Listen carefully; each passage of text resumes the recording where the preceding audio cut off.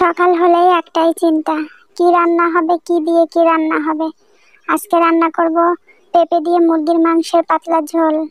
কড়াইয়ে তেল নিয়েছি পেঁয়াজ কুচি, কাঁচামরিচ, আদা রসুন জিরা বাটা, নিয়েছি স্বাদ মতো লবণ, হলুদ গুঁড়া, মরিচের গুঁড়া। এবার চিকেন নিয়েছি। এবার সবকিছু মিশিয়ে দেব। দিয়েছি আস্ত গরম মশলা, দারচিনি, এলাচ, লবঙ্গ দিয়ে একটা হাতা দিয়ে আমি মিশিয়ে নিচ্ছি। এবার একটা ঢাকনা দিয়ে চুলাটা অন করে দেব। ঢাকনাটা তুলে একটু নেড়ে দিচ্ছি।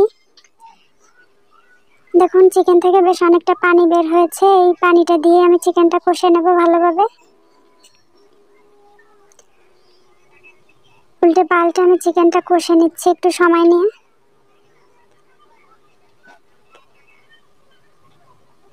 চিকেনটা কষানো হয়ে গেছে, তেলটা একদম উপরে উঠে এসেছে। এবার একটু পানি দিয়ে দেব। যেহেতু আমি পেঁপের পাতলা ঝোল রান্না করব চিকেনটা দিয়ে, এবার দিয়ে দেব বেশ অনেকগুলো পেঁপে।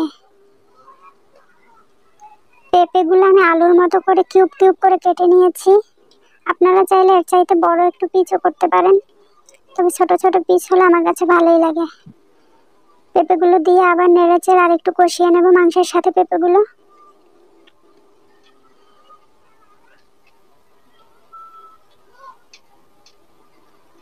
একটা ঢাকনা দিয়ে ঢেকে দেব, এতে করে পেঁপেগুলো খুব তাড়াতাড়ি সেদ্ধ হয়ে যাবে।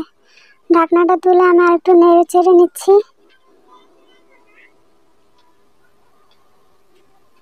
আমি পেঁপেটাও কষিয়ে নিয়েছি মাংসের সাথে। এবার ঝোলের জন্য পানি দিয়ে দেব। আমি পরিমাণ মতো ঝোল দিয়ে দিয়েছি। এবার নেড়েচেড়ে একটু মিশিয়ে নেব।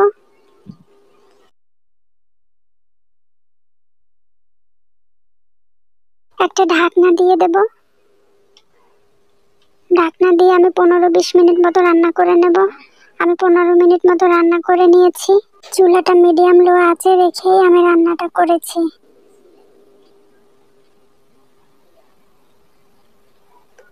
আমি চেক করে নেব সবকিছু ভালোভাবে সেদ্ধ হয়েছে কিনা। আমার রান্না কমপ্লিট, সবকিছু ঠিকঠাক আছে।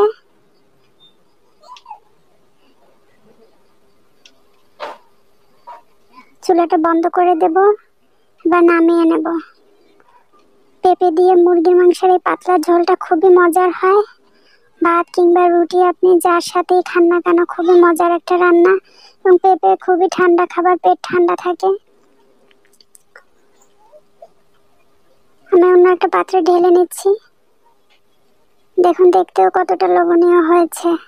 আজকের মতো এ পর্যন্ত। আল্লাহ হাফেজ।